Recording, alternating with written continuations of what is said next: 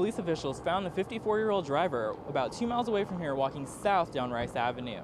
Officers say the driver was distressed, disoriented, and this accident may require a criminal investigation. About 2 children die each week in unintentional shootings, and the TOG project hopes to reduce that number. To give some perspective, that's filling this truck about 80 times. Residents are hopeful that this massive berm will protect them when the rain comes. Their biggest concern is these homes behind me. All right, thanks, Randy. I'm standing here with Coach Hughes, the co-defensive coordinator. Coach, can you tell us, why is this game so important to you? Well, this game is important to me personally because as a player, I played here at Pierce, never beat Santa Monica. Olympic champion and reality TV star Bruce Jenner has come out as a trans woman in an interview with Diane Sawyer. We're here today for Life Camera Cure, and I want to know, what brought you guys out here today? To help spread awareness and stop the cause so more people don't be sick and try and find a cure to it. Life Camera Cure will give proceeds from this event to Mattel Children's Hospital in order to support families who have children with cancer and for research. The call came in at about 5:45 a.m. A Ford F-450 collided with a southbound train heading to Los Angeles. I didn't see the vehicle or anything. I'd just seen the ball of fire. And I heard the train just lay on its horn and looked up, and there was the big explosion. The crash flipped 3 Metrolink rail cars and derailed 2 others. 3 people are in critical condition, including the train's operator. Yuma, Arizona resident Jose Sanchez Ramirez left the produce truck after he says the vehicle was stuck on the tracks. Police officials found the 54-year-old driver about 2 miles away from here walking south down Rice Avenue. Officers say the driver was distressed, disoriented, and this accident may require a criminal investigation. Sanchez Ramirez was arrested on suspicion of hit and run. The district attorney is waiting for the investigation to be completed before deciding to file charges. The front end of the cab car was designed to crumple on impact. It definitely minimized the impact. It would have been with a very serious collision. I think we could have safely say it would have been much worse without it. Metrolink officials say this crash energy management technology may have saved lives. Ventura County resident Irene Vasquez says she heard the train go off the tracks. Like crash something that, very heavy, but I know was a train because this is the second time happened. Building a bridge over the rails could cost as much as $35 million. Vasquez says someone needs to do more to protect the citizens. In Oxnard, I'm Ken Harvey, Valley View News. Parents at Children's Community School are talking to their kids about guns. The TOG project is a pamphlet created by the organization Women Against Gun Violence that gives families information to help start conversations. It just opened up some great discussions, between me and my husband, and then we've had a couple little conversations with the girls, but it was really eye-opening for me. It had just never occurred to me to ask that question. One of the questions she asked her 1st and 4th grade daughters was, what would you do if you see someone with a gun? They're pretty clear on the fact that they're supposed to get out of there and let an adult know and, call me or whoever's house they're at.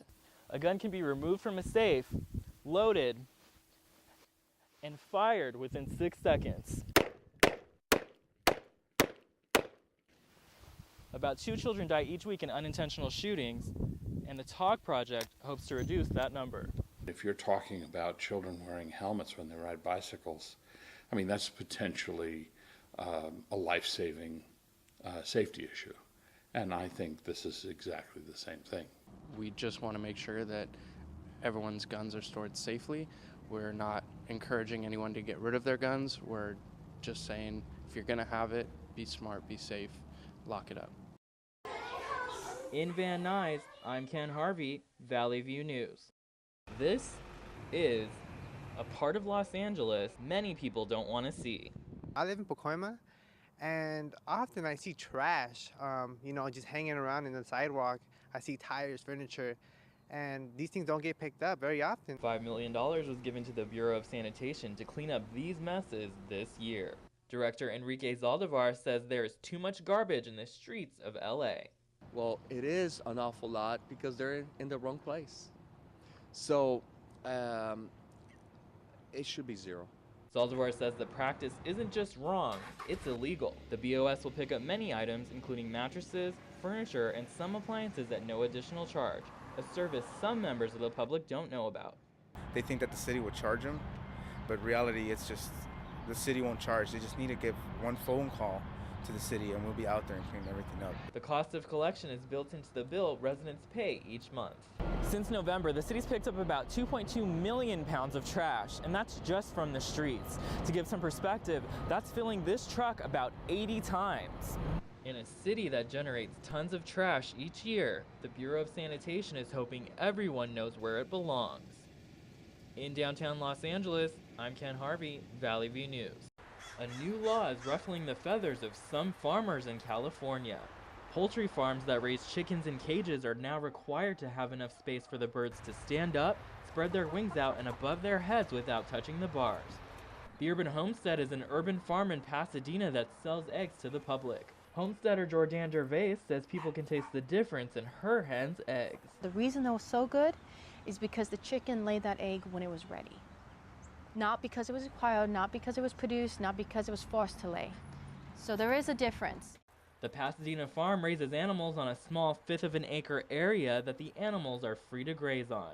90% of farmers raise their chickens in small cages, although many people say the small cages lead to higher rates of salmonella than free-range chickens like her.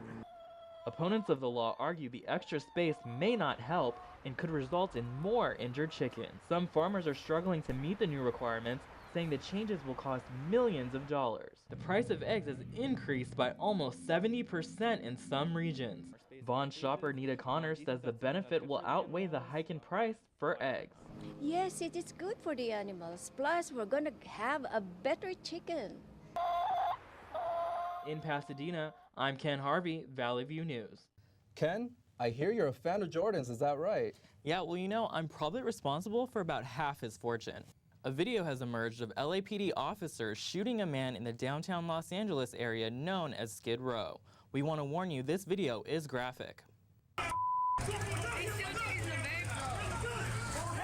This all comes after a police report says Gray was transported in a police van but did not get proper medical care. A Placentia high school teacher appears to have committed suicide in a classroom. Thousands of advocates in over 188 countries are demanding their institutions stop investing in what they say is dirty energy for economic and environmental reasons. She treated an Ebola patient in the facility and later tested positive for the disease. The lawsuit claims the hospital's parent company ignored Ebola warnings. Do you think the person who shot you is evil, a terrorist, or mentally ill? He was definitely mentally ill, and that was known and on record. I wouldn't call him a terrorist. He was mentally challenged, and he was a known neo-Nazi.